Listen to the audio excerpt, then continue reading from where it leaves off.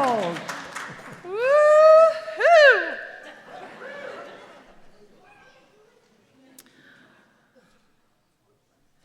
You all are amazing. Those are the first few words of my sermon. It goes on, but I just want to start with, you all are amazing. You all are amazing at letting me know what messages resonate with you and why. I actually really love hearing about your understandings of what I say in my sermons, whether I mean them that way or not. But sometimes it goes the other way around as well. While it is true that preachers often preach messages that they themselves want to hear, sometimes a sermon stays with me much longer than I anticipated. The one that is still sticking with me is the service during our Healthy Sexuality series about how different generations perceive sex based on how old they were when the AIDS crisis hit. It stayed with me for a long time, and it had a whole bunch of octopus tentacles that extended far beyond where I expected. One of you came up after the service and said the same service could be true based on how old we were when birth control became legal. And another one said the same could be true based on when Roe v. Wade was established, and then when it wasn't again. And it also made me realize that our sense of our place for our body in the world also affects our sense of who we are in other ways. I could do a similar sermon series on how different generations see therapy. It's very common now for people to get together and discuss what they learned at therapy sessions that week. And that could have been inconceivable 50 years ago. Or how we think about boundaries with our families has changed radically. Or how we see issues around race. I think the Boomer and the Gen X generation, yes, Blake, we exist. We considered our ideas around race from the Civil Rights era. And many of the younger generations were shaped by the Black Lives Matter era. There's lots of messiness in all of these things, of course, because we are all the ages that we've ever been. But my point in all of this is that this culture has seen incredible change in the lifespans of those who are in this congregation right now. In the last 100 years, and yes, we have congregants over 100 years, the world and how we perceive it has changed so much. Honestly, it's understandable if we are often overwhelmed with it and just want to throw up our hands. We are doing a lot of radical things here at UUCP and other houses of worship as well. Outside of our families, houses of worship are one of the few remaining spaces that are radically multi-generational. Not all houses of worship are, of course. Many churches, synagogues, and mosques are really struggling to attract families and children as more and more of the parents have been harmed by their religion or are not willing to tolerate the cynicism that they've experienced or the lack of welcome that they experience when they walk through the door. But that is not the issue at UUCP. We have had an active and enthusiastic group of parents and children. It has always been this way at UUCP. You can hear about how the youth actually built our first building along with their adults and the roles that they've had here. I truly hope that will always be true of this congregation. It is a sign of a thriving congregation. Another way that generations are shifting is how we think about our children's development and the spaces where they belong. I grew up with some remnants of the children should be seen and not heard. I knew that in many places I was required to be quiet and in my place. And if I didn't, there were consequences. Now, consequences varied by family, but there were consequences. I certainly didn't think much of it at the time, but it is clear now that the message was that there were some places that were appropriate for me: school, a playground, youth sports, and all other places were designed for grown-ups, and I needed to make myself conform, fit in a box, and most of all, behave, even if those expectations were totally unreasonable for the age that I was. If I didn't, the consequence was punishment or scolding or reprimanding or something of some kind. In church, that meant that the children could stay in the service for a little bit, but they needed to be swept out and put in another place. For my childhood, that was the dungy basement. Now, I didn't hate where my Sunday school was, but it was very clear that the message was that I didn't belong in worship. That was an adult-only space. And when I was past my teenage years, I didn't know how to be in worship. I had never been except for Christmas and Easter. This format is still alive and well in many congregations, including many Unitarian Universalist congregations, but it is shifting in many progressive congregations, and especially UU congregations, including UUCP. This has not been without issue, especially around noise. And perhaps this is something I needed to address publicly more rather than working behind the scenes as I have. It's been something that many of you have told me you've struggled with, and I haven't talked about it out loud enough. The truth is that we've tried to do a number of things to improve the noise. Some of them have worked. Some of them work for a period of time until they don't, and some just don't work. This will be a big focus for the next director of children's ministry to find that balance, but it is honestly something that is a focus for all of us to figure out and to wrestle with. I have heard the concerns. I agree that we shouldn't have full voice talking in the sanctuary, and we are still working on how to be inclusionary without having it be noisy. Part of the focus of this sermon is to explain why we are doing what we are doing, why it is important for all of us, and why it is so darn challenging. The truth is UUCP is doing amazing things in being radically inclusive for all ages and living into that part of our mission that is said explicitly. This does not mean just children, although children and youth are often the ones that are excluded. But I also want to name that seniors in our society are very often cut out of events and activities because of accessibility. It can be very hard to age knowing that you are less and less welcome and able to in fewer and fewer spaces. It is not lost upon me that our children and our seniors share a lot of similarities. But let's look at what radically inclusive looks like at UUCP. I want to name first that there's a big place that we still have yet to work, and that's to create a ramp at our front door.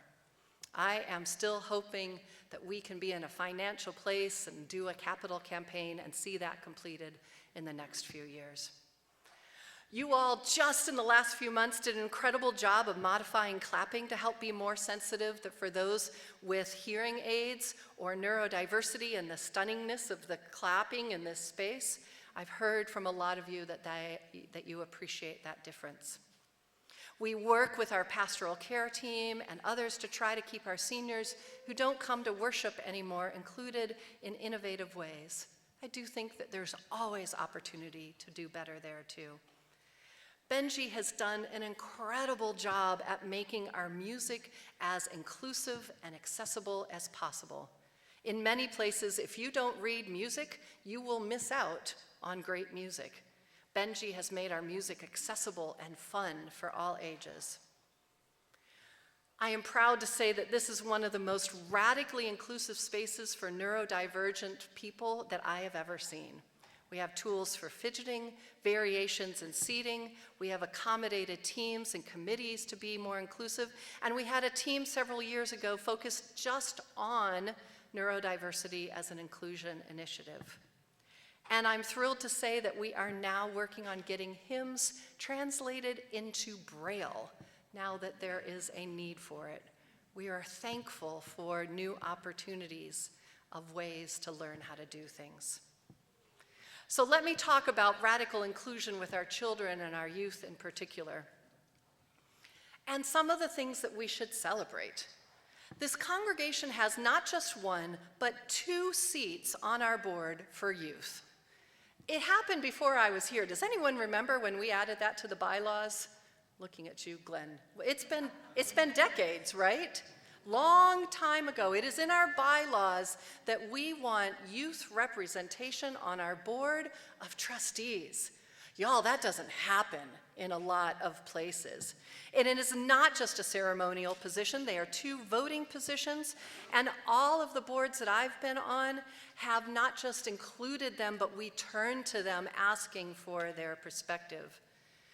The biggest challenge is overcoming, honestly, is for the youth to really believe that we want their opinions in that space. But when they do share, it is really insightful and incredibly helpful. We have always had youth as worship associates. That means we trust our youth with our most sacred space, our pulpit, and we are enlightened by them when they are up here. We have youth on many of our teams and committees.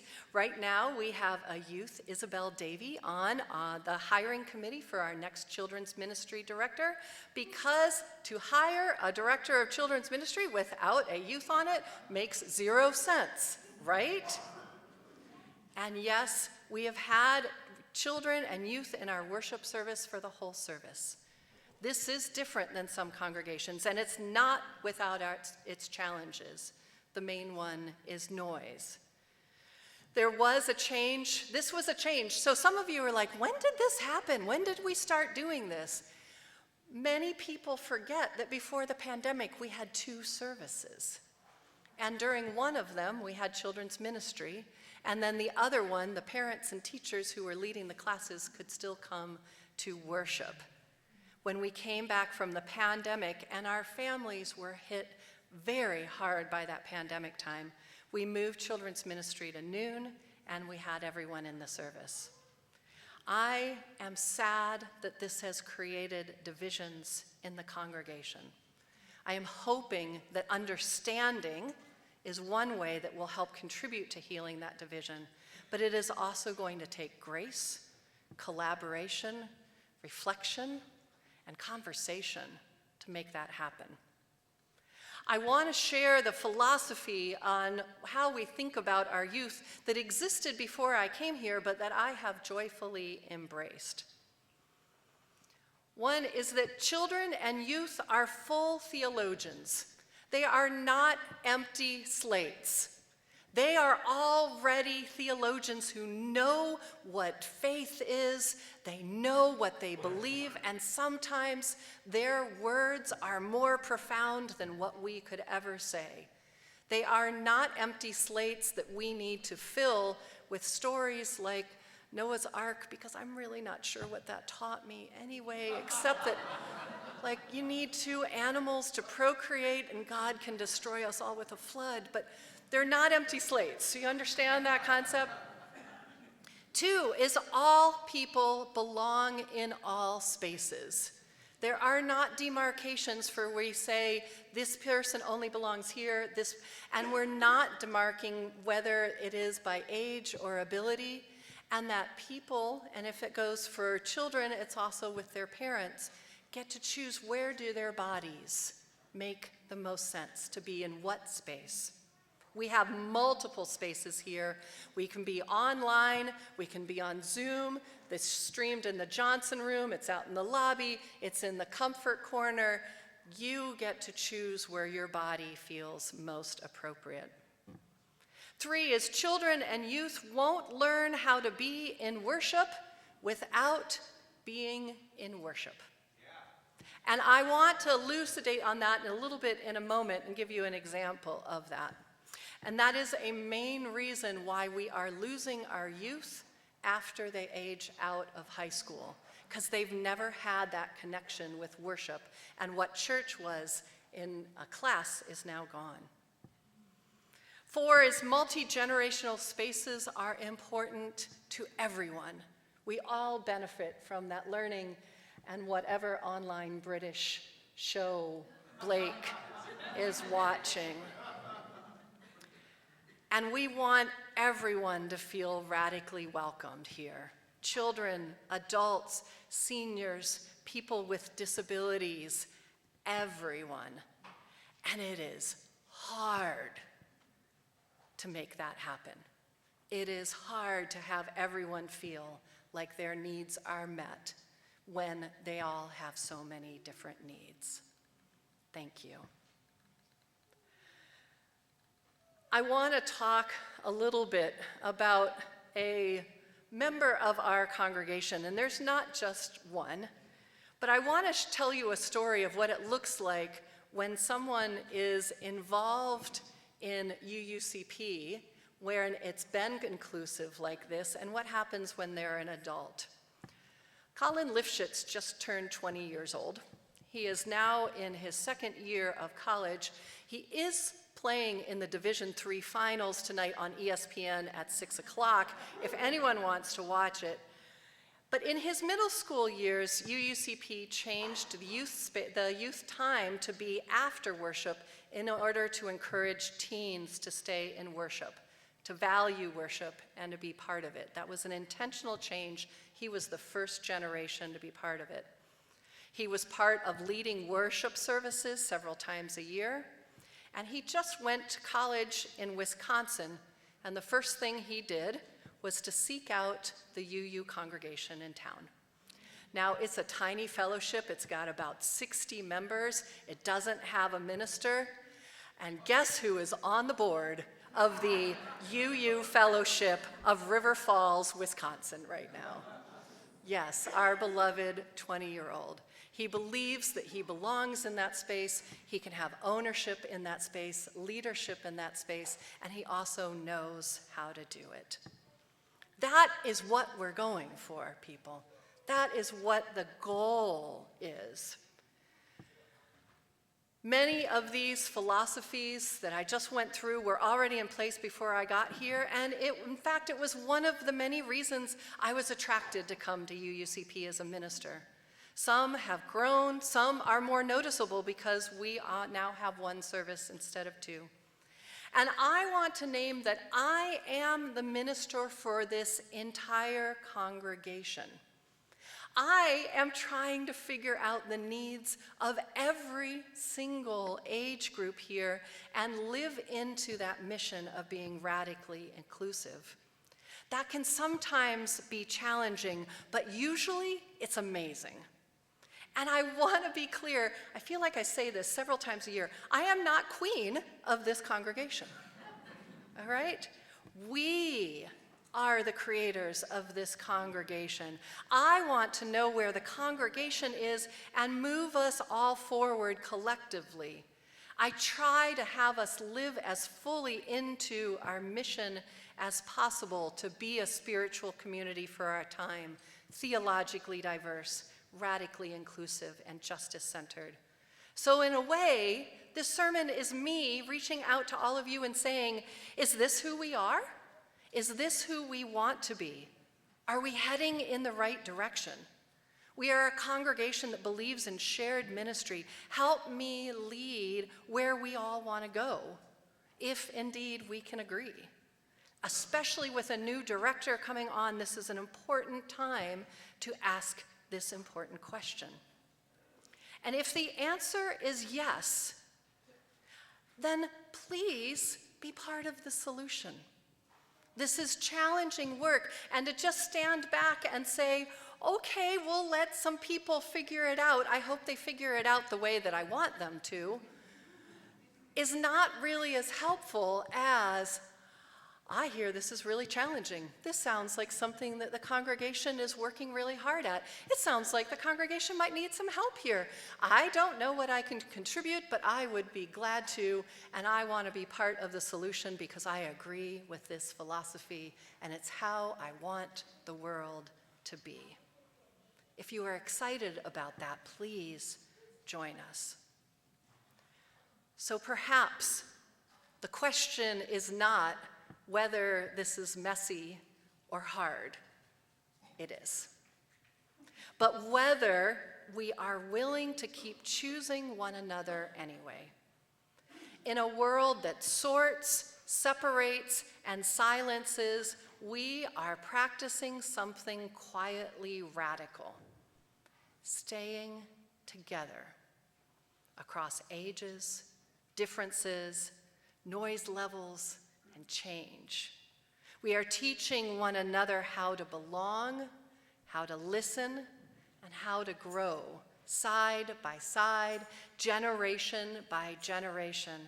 And if that is the work of being a spiritual community for our time, then I am so grateful to be doing this work with all of you. So might it be here, so might it be in our world. Amen. We close with a favorite song of commitment to each other, today specifically dedicated to all of us in all of our ages. Please rise in body and spirit.